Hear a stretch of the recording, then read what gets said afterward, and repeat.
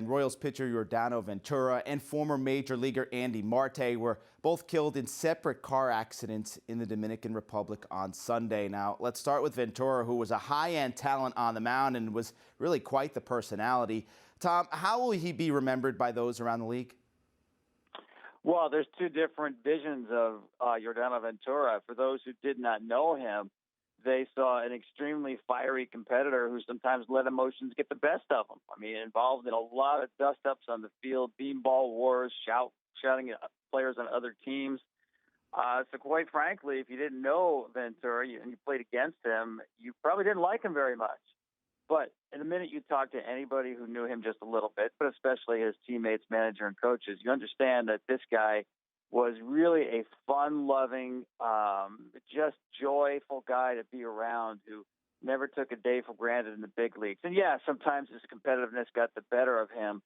But you talk about a guy who really is 6 feet tall, but about 190 pounds, and signed for $28,000 out of the Dominican Republic when he basically weighed about 137 back when they signed him.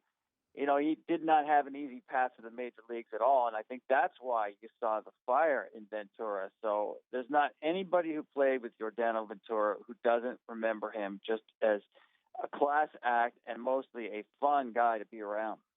How about from a baseball perspective, Tom? How big is the loss to the organization on the field? Yeah, this is really big because if you watch Ventura pitch even one game, you could see he had electric stuff. I mean, sometimes his fastball would get up there at 100 miles an hour.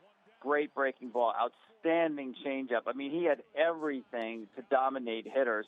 The only thing missing was consistency, and that was really just a matter of age. But, you know, I looked in the last 3 years. Here's a guy who started 28 or more times every year, qualified for the ERA title every year the last 3 years.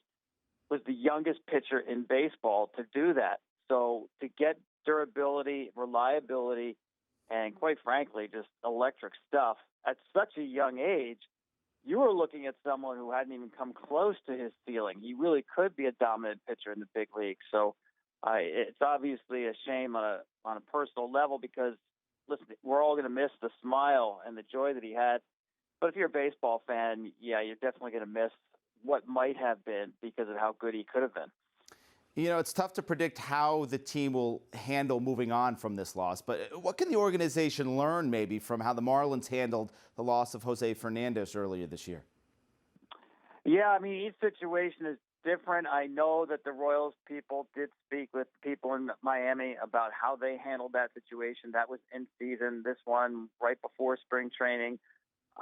But I think there's a lot of similarities because both were just far too young and very popular and fixtures in the organization. Both Fernandez and Ventura knew only one organization. A lot of people, the coaches, scouts, player personnel people, really close to these guys when you see them literally grow up into men.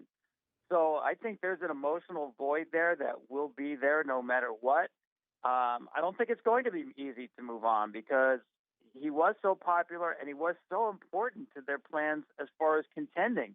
Because, again, you're talking about a guy with really good stuff who could start 30 times a year for you, really front of the rotation type ability. You just don't replace people like that, and I think the Marlins are finding that out as well.